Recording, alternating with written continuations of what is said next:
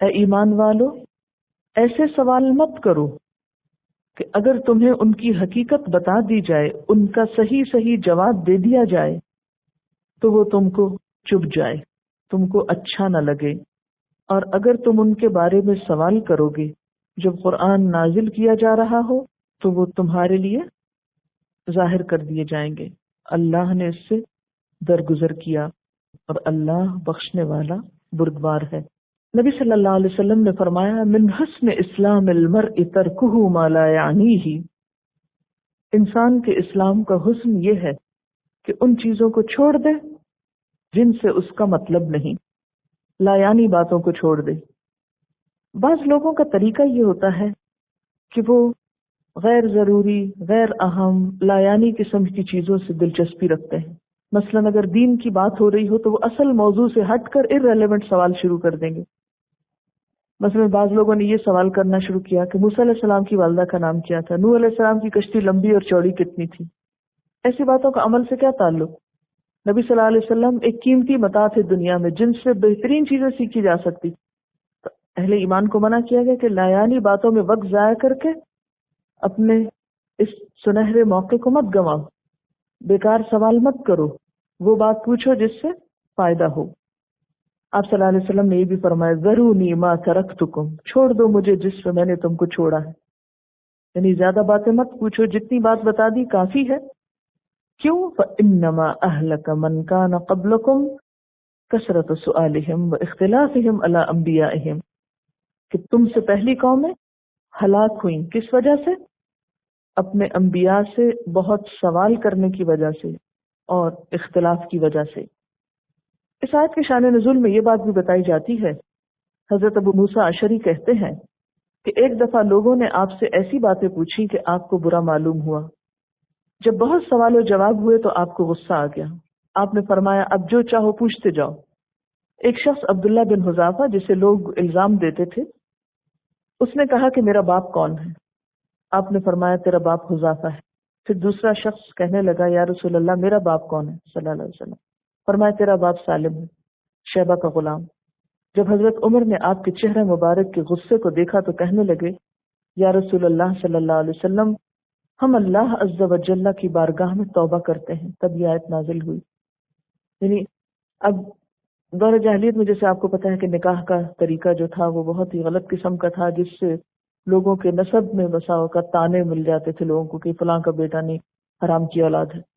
تو یہ چیز ظاہر ہے کہ بہت تکلیف دیتی ہے زندگی میں اگر کسی کو ایسا تانا ملے، تو ان کا دل یہ چاہتا تھا کہ حضور صلی اللہ علیہ وسلم بھی تو وحی آتی ہے، غیب کی خبریں معلوم ہوتی ہیں، ہمیں بھی ہماری حقیقت پتہ چل جائے۔ لیکن اس قسم کے بھی سوالات کرنے سے منع کیا گیا۔ اور پھر آپ دیکھیں کہ عام روزمرہ زندگی میں بھی ایک دوسرے سے بھی پوچھنے کی ضرورت نہیں ہے کہ فلاں کی اصلیت کیا ہے، اس کا نسب نامہ کیا ہے۔ ایک اور دوسری روایت میں ایک شخص نے پوچھا میرا باپ کہاں ہے؟ آپ نے فرمایا دوزخ میں۔ اب آپ خود سوچیں کہ اگر تمہیں بتا دیا جائے جو تم پوچھتے ہو تو تم کو بہت برا لگے، اب اس کے بعد اس کے دل کی حالت کیا ہوئی ہوگی۔ سعد بن ابی وقاص کہتے ہیں کہ آپ صلی اللہ علیہ وسلم نے فرمایا بڑا قصوروار وہ مسلمان ہے جو ایک بات پوچھے جو حرام نہ ہو لیکن اس کے پوچھنے کی وجہ سے حرام ہو جائے۔ آپ صلی اللہ علیہ وسلم نے منع فرمایا بے فائدہ بک بک کرنے سے، یعنی بے فائدہ باتوں سے، زیادہ سوال کرنے سے، مال و دولت ضائع کرنے سے، ماؤں کو ستانے سے، لڑکیوں کو زندہ درگور کرنے سے اور دوسروں کا حق دبانے سے۔ ان باتوں سے آپ نے خاص طور پر روکا۔ ایک شخص اقرا بن حابس نے پوچھا یا رسول اللہ صلی اللہ علیہ وسلم کیا حج ہر سال فرض ہے؟ آپ خاموش رہے۔ سائل نے پھر یہی سوال کیا تو آپ نے فرمایا نہیں، اگر میں ہاں کہہ دیتا تو تم پر حج ہر سال واجب ہو جاتا اور تم نہ نبھا سکتے۔ اس وقت اللہ تعالیٰ نے یہ آیت نازل فرمائی۔ خود سوچیں اگر آپ صرف اتنا اشارے سے بھی کہہ دیتے ہاں تو ہم سب کے اوپر کتنی مشکل ہوتی۔ حضرت ابو ہریرہ کہتے ہیں کہ نبی صلی اللہ علیہ وسلم نے فرمایا جو میں چھوڑوں یعنی اس کا ذکر نہ کروں تو تم بھی اس کا ذکر نہ کرو، کیونکہ تم سے پہلے لوگ زیادہ سوال کرنے اور اپنے انبیاء سے اختلاف کرنے کی بنا پہ تباہ ہوئے، یعنی بال کی کھال اتارنے والے۔ حضرت ابو ہریرہ رضی اللہ تعالیٰ عنہ کہتے ہیں کہ آپ نے فرمایا جس کام سے میں تمہیں منع کروں اس سے باز رہو، جس کا حکم دوں اسے جہاں تک ہو سکے بجا لاؤ، کیونکہ تم سے پہلے لوگ زیادہ سوال کرنے اور اپنے پیغمبروں سے اختلاف کرنے کی وجہ سے تباہ ہوئے۔ آپ صلی اللہ علیہ وسلم نے بھی فرمایا اللہ نے کچھ فرائض تم پر عائد کیے ہیں، انہیں ضائع نہ کرو، کچھ چیزیں حرام کی ہیں ان کے پاس نہ پھٹکو، کچھ حدود مقرر کی ہیں ان سے تجاوز نہ کرو، کچھ چیزوں کے متعلق خاموشی اختیار کی ہے بغیر اس کے کہ اس کو بھول لاحق ہو، لہٰذا ان کی کرید نہ کرو۔ لیکن اس قدر افسوس کی بات ہے کہ لوگ فرائض کے بارے میں کم سوال کرتے ہیں، اپنی ذمہ داریوں کے بارے میں کم پوچھتے ہیں، عموماً دین کے بارے میں لا علم رہتے ہیں، لیکن کسی وقت اگر ان کے ہاتھ کوئی ایسا شخص آ جائے کہ جو تھوڑا بہت جانتا ہو تو پھر غیر ضروری سوال کر کے اس کو پریشان کرتے ہیں، اور اس سے مقصد ان کا عمل کرنا نہیں ہوتا، بسا اوقات دوسرے کا امتحان لینا، بعض اوقات وقت پاس کرنا اور گپ شپ کرنا ہوتا ہے۔ تو ہمیشہ سوال اس وقت کرنا چاہیے جب کوئی حقیقی ضرورت پیش آئے، کیونکہ مسلمانوں پہ بھی جب تباہی آئی ایسے ہی اسباب سے آئی۔ آپ جانتے ہیں کہ ہلاکو خان جب بغداد پر حملہ آور ہوا تو وہاں کے علماء یا ان کے جو پڑھے لکھے لوگ تھے وہ کیا بحثیں کر رہے تھے؟ براق حلال ہے یا حرام ہے، اس پہ بحثیں چل رہی تھی۔ وہی جو بنی اسرائیل کے اندر ہو چکا تھا کہ مچھر چھانے جا رہے تھے اور اونٹ نگلے جا رہے تھے، تو اس چیز سے منع کیا گیا۔ اچھا، اسی طرح ہمارے ہاں ایک رواج ہو گیا ہے کہ چھوٹی چھوٹی باتوں پر سوال نامے تیار کیے جاتے ہیں، پھر اس پر فتوے لیے جاتے ہیں، اور پھر ایک یعنی سوال جواب کے ایسے سلسلے کہ جن کا تعلق حقیقی یا عملی مسائل سے نہیں۔ اس بات کا ہمیں بھی خیال رکھنا چاہیے کہ سوال کرنے کا ایک ادب ہے، ایک سلیقہ ہے، ایک طریقہ ہے۔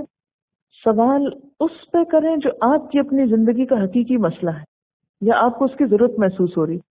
محض ایک خیال آنے پر اور ایک گمان آنے پر سوال پہ سوال کرنا منع ہے، کیونکہ اس سے کچھ فائدہ نہیں ہوگا۔ اگرچہ سوال نصف علم ہے، لیکن بے مقصد سوال، غیر ضروری اور مفروضوں پہ قائم سوال، اگر یہ ہو جائے تو کیا کرنا ہوگا، اگر وہ ہو جائے تو کیا کرنا ہوگا، محض فرضی سوال بنا بنا کر دوسرے کو پریشان کرنا کوئی فائدہ مند چیز نہیں، کیونکہ اس سے وقت بھی ضائع ہوتا ہے۔ اور اللہ بخشنے والا بردبار ہے، یعنی تمہاری ان ساری حرکتوں کے باوجود وہ تم کو پھر بخش دیتا ہے۔ تحقیق سوال کیا تھا ان کے بارے میں ایک قوم نے تم سے پہلے، پھر انہی باتوں کی وجہ سے وہ کفر میں مبتلا ہو گئے۔ کون سی قوم تھی؟ بنی اسرائیل۔ کیا سوال کرتے تھے؟ اپنے پیغمبر سے اس قسم کے سوال کرتے تھے کہ جس سے دین مشکل ہو جاتا، اور پھر وہ چیز جس کا انہیں حکم نہ تھا اس کا حکم ان پر عائد ہو جاتا، پھر اس کا وہ انکار کرتے اور اس طرح کفر کی حد کو جا چھوتے۔